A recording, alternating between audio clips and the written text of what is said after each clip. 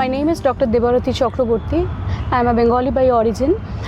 I have done my MPhil in oceanography and coastal management, and after qualifying CSI and NET and GET, it was a hard choice between PhD and MTech, and I finally opted for PhD in biotechnology. I did my PhD in biotechnology from Kalyani University, West Bengal, and I worked on indigenous aromatic rice germplasms of India, which are very rare and not really available in market now. They are mostly lost. Towards the end of my PhD, I also worked with an NGO named DRCSC, through which I worked on various sustainable agricultural techniques, water conservation techniques, and different kind of natural resource management. And after that, during Corona, I came to Hyderabad to join ICRISAT, which is an international institute, to do my postdoctorate on AI-based sensor technologies for rapid crop quality assessment. After that, I went to Nepal for some time, and it is only after going to Nepal I realized how lucky we are to be born in India, because we have so many facilities which we don't appreciate as much as we should, and this realization helped me to finally open up my own startup called Naturophilia Agritech Pvt. Okay, great ma'am. You have a very beautiful journey, starting from how you learned. You are a kind of blend of the basic natural resources as well as the technology into the AI world, and that's really amazing.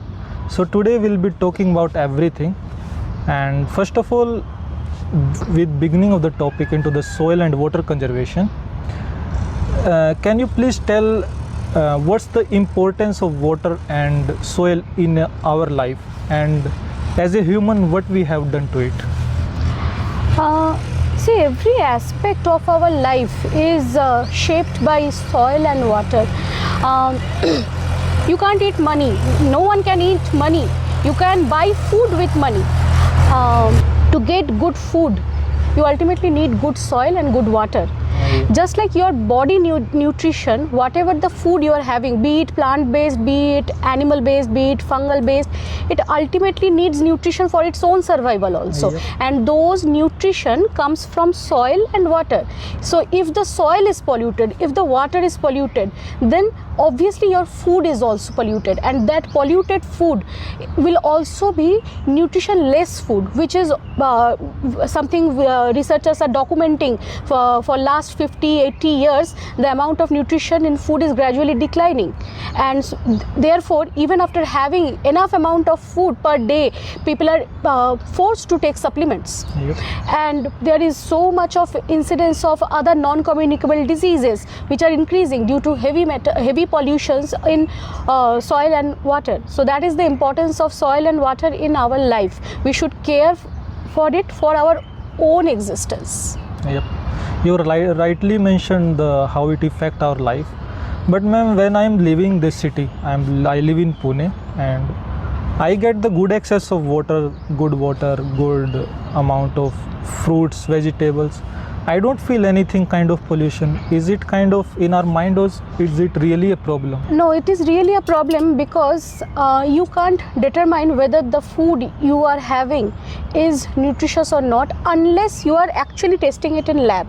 So there are some recent work on this aspect, particularly how after Green Revolution, the varieties which have been released in market, which are mainly released for their huge yield, they are actually having less nutrition in them. There is a very recent study in this regard on wheat and rice varieties released in India, and there is another study particularly based on UK which have shown the fruits and vegetable varieties which have been released in last 80 years are nutritionally much bad than the varieties which were consumed earlier.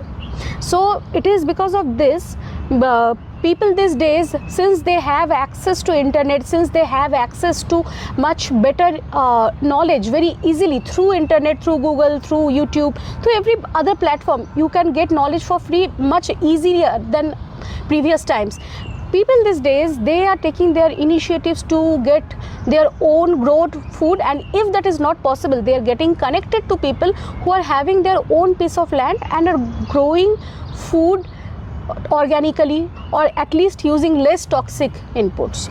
So Pune, Mumbai, in fact I am connected to such groups in Pune where people are producing and selling organic food products very successfully, and it is a good thing that India is leading in this organic food production in a good way.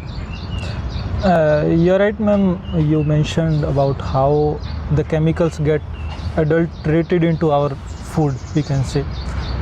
But surely you also mentioned about the organic farming, the importance of organic farming. Can you tell me the different methods that the current farmer use?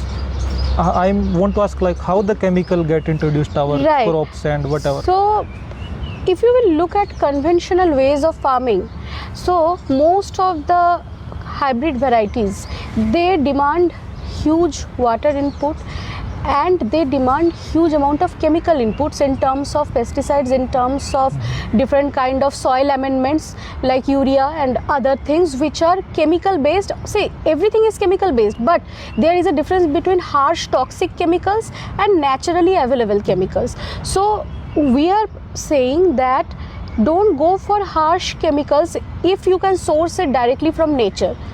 Okay, so there are so many organic amendments, natural soil amendments available, so use those instead of urea and other harsh chemicals, and that will also help to reduce your input cost. Okay, because instead if you can make your own compost, then the waste management is also been done, as well as you are getting a compost which is comparatively having much lesser chemicals in it, provided the raw inputs are not very laden with chemicals and all, and those compost you can directly use in your own soil, and the compost itself is of different types. You can do vermicompost, you can do BSF based compost, and there are so many things. Similarly, just one small example, like we throw away onion peels, but those are very good for your soils. So instead of just throwing away onion peels, if you can soak it in water for one day and use that water for your crops, that is a good supplement. Or you can even grind it and keep it stored for further use. People who cultivate chicken farming, okay, that bones of chicken, feather of chicken, those are very good sources of soil amendments of different types, and those bone are ultimately sourced out for making bone meals. So these are the things people should need to learn, how to use the available resources in hand to make your own fertilizer, to make your own amendments, and if not possible, at least get connected to the groups from whom you can source, from whom you can learn. I belong to a son of farmer. I am a son of farmer, and we also grow majorly wheat and rice crop. So I know that we have the buffalo also, and we use the excreta of buffalo as a manure after like putting it for some time, like for 1 to 2 years, till it get kind of become manure. Yes. After that we put it into our fields, and that also helps a lot in increasing the productivity. So farmers are available about the organic things, but the thing is that it's not all about the nutrients. There are so many diseases into the crops. What to do in that case? How can we remove that without any chemicals? So there are so many integrated crop management, pest management systems which can help you to reduce the pest without using the harsh chemicals. Like if you can do multi-cropping, polyculture instead of monoculture, then the pest attack is much reduced, because it becomes easier for a pest to identify the crops when there is only one single crop. But in polyculture, there are so many crops together. In the multi-cropping system, there are so many crops together that it becomes difficult for the pest to identify which crops they can attack. And if you can put certain pest deterring crops like marigold in between the crops you are cultivating, then it helps you to deter the pest. There are certain other ways also which are much less invasive, like traps. There are pheromone traps, water traps, light traps, sticky pads on which insects get trapped. Okay, without use of any chemicals. You can use those traps in your garden, in your crops, and you can utilize them as the pest deterrent system. That is one approach. But the first approach that we always advocate is to make your soil healthier. If the soil is healthy, then the pest attack itself is much reduced. And it is in this regard I will like to mention about one of our another work.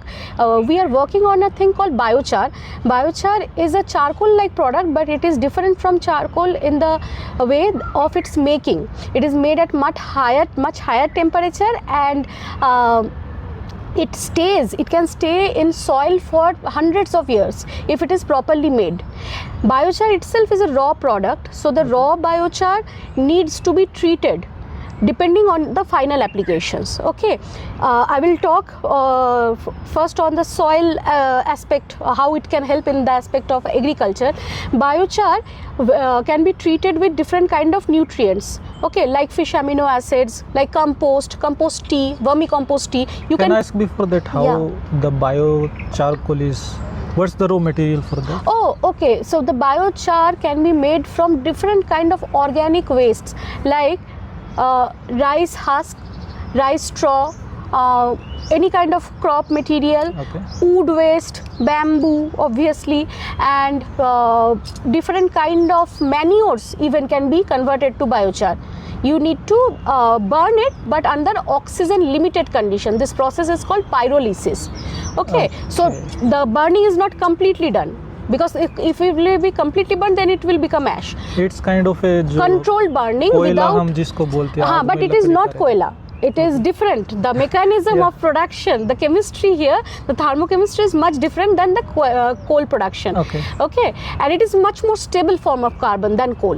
So this raw material, you can change it according to your needed application. You can drench it with nutrients you need, depending on the quality of your soil, depending on the quality of the crops and the season, all this, keeping all these things in mind when you are putting it. So depending on that, you can put the nutrients, you can keep it drenched in the nutrients for few weeks. Also you can add microbials to it. You can add arbuscular mycorrhizal fungi, different kind of beneficial bacteria like phosphate mobilizing bacteria to it, and then once it is prepared, you have to put it in soil.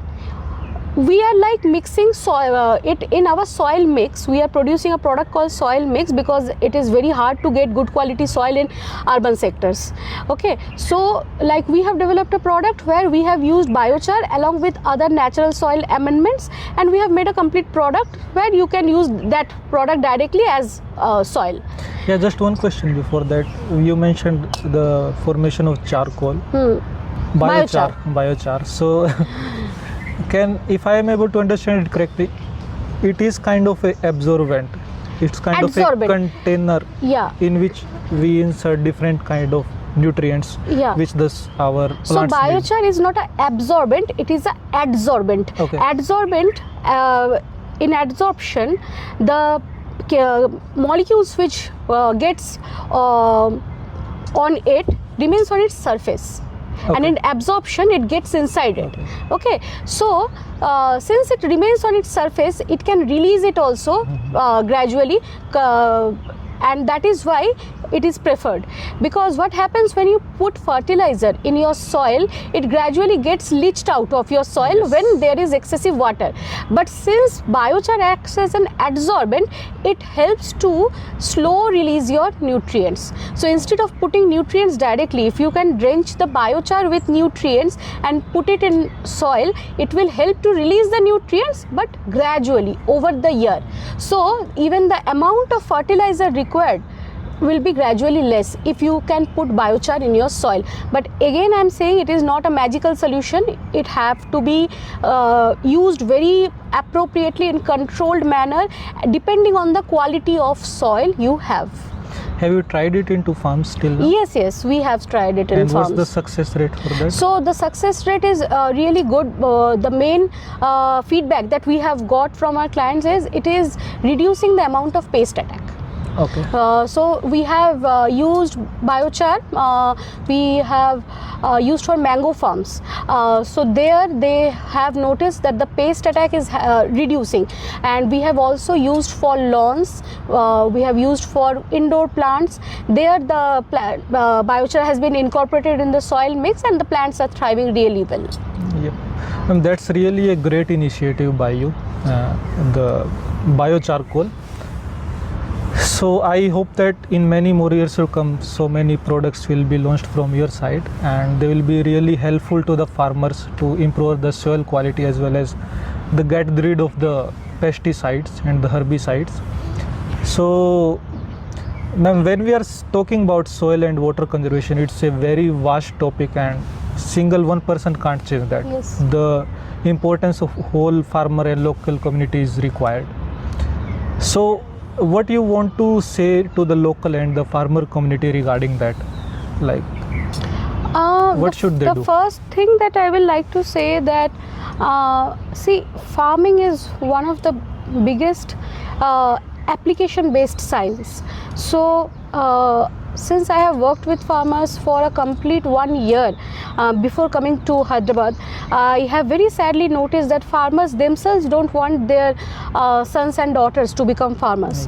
That is because it has been kept in our mind that farmers should be poor, farmers are not that well learned and all, but we must understand that the people who are producing our food, they are like plants of our society. Okay, so they are like autotrophs of human society. So we can't survive without them, and therefore we need to understand how in a better manner, how in a much science backed manner we can do farming. I strongly believe that agricultural students and even each citizen of India should at least spend some period of their life with farmers, interacting with farmers, and learning a little bit of hands-on and helping them in a manner they can. And for the farmers, I will say, please learn gradually how to save your seeds, how to make your own compost, how to make your own soil amendments, so that you don't have to be dependent on companies. You can gradually form your own FPOs, you can form your own societies through which you can make small products and you can sell to people. And there are some good examples in Kerala, some good FPOs in Kerala who are already doing this. And saving seed is very important, because if the farmer have to buy the seed every time, then they have to give a huge amount of money for that. So it is very important to learn how to save the seeds using indigenous techniques. Yep. And also to make a collection of indigenous techniques at village level. Each village should have its own community seed bank. This is one approach I have seen with that NGO with whom I was working, DRCSC. They were making this village level seed banks where people can store at least some amount of the seeds they have produced, so that other people can take it as loan and they have to give back in the form of seed itself. You can't give back in the form of money. Okay, that is a very good approach, so that you have to grow, actually grow. Okay. Barter system, but in terms of seeds. So it is a very good approach, and since it is being done in a community level, it is increasing unity, it is increasing communication, and it is a very good disaster resistant approach, because when disaster happens, the villages in which I have worked, I have faced this, that I have visited one village of Sundarban, and within 1 week the entire fields are inundated with saline water and everything is gone. So at that time, those community seed banks helps you to start again.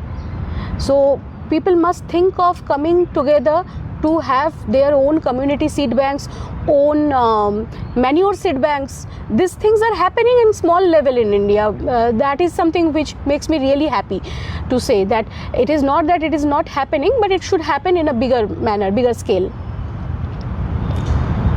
yes. Thank you very much for highlighting this importance point and the call of action regarding the soil conservation. So ma'am, if anyone want to contact you regarding the biochar, Biochar, yeah. that is the correct term. Sorry. Biochar. If anyone would want to connect with you regarding the biochar, then how should they connect? They can mail us. Our mail address is naturophilia@gmail.com. Show it, right? And our phone number, you can drop a message at our phone number 8420062859. You can WhatsApp us and we will connect with you. And not only for biochar, you can get in touch with us for workshops and trainings regarding to sustainable agriculture and water conservation techniques also, as well as for biochar production, because that is also we are advocating, because we can't obviously go to every part of India for all these things. I want people to learn about these things, so that they can do it themselves, so that they be self-sustainable themselves.